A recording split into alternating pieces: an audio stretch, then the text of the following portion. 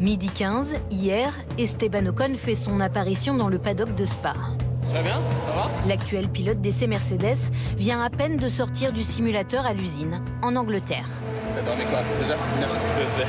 T'as dormi dans l'avion ou pas? C'est 1 heure, ça fait quand même pas le temps de dormir. Bah non, parce que là on a fini très tard, on a fait 1100 km. Toujours sa casquette à l'étoile sur la tête, mais forcément l'esprit déjà un peu chez Renault, avec qui il fera son grand retour en course en 2020. Très très heureux, c'est une énorme opportunité vraiment d'être pilote Renault, de travailler avec un constructeur aussi grand, qui a gagné des titres par le passé. L'équipe me fait confiance, donc j'ai vraiment hâte de commencer.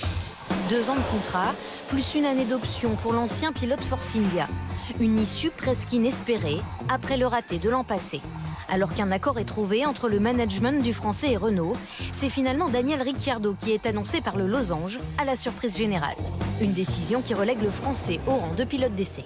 Effectivement, on avait pris cette décision-là relativement tard dans le process, je le reconnais, je l'assume. Tout le monde a été capable de mettre le passé derrière, là où il doit être, et de se poser la question de ce qui était le mieux pour Renault, pour Mercedes et encore une fois pour Esteban.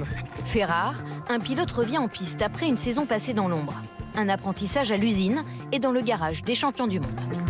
For sure, he's been a big help to the team. You know, he's been doing his role with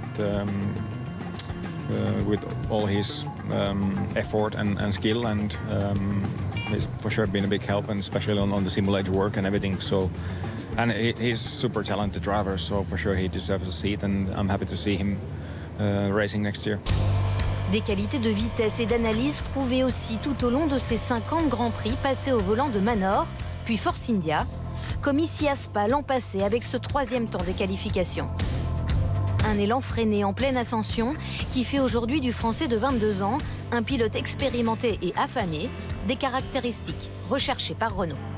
Il ne faut pas qu'on soit dans le confort de 2 pilotes d'expérience, alors qu'Esteban, avec la jeunesse, la fraîcheur, il va redonner un peu de dynamisme naturel, c'est normal, il va vouloir se battre, il va vouloir se confronter avec Daniel. He's young, obviously very hungry, especially after this year not racing.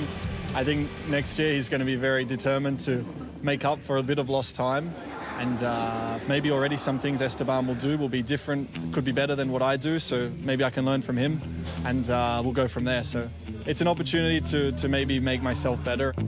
Esteban Ocon retrouve donc le jaune qui l'a vu grandir jusqu'en 2016 et ce rôle de 3e pilote.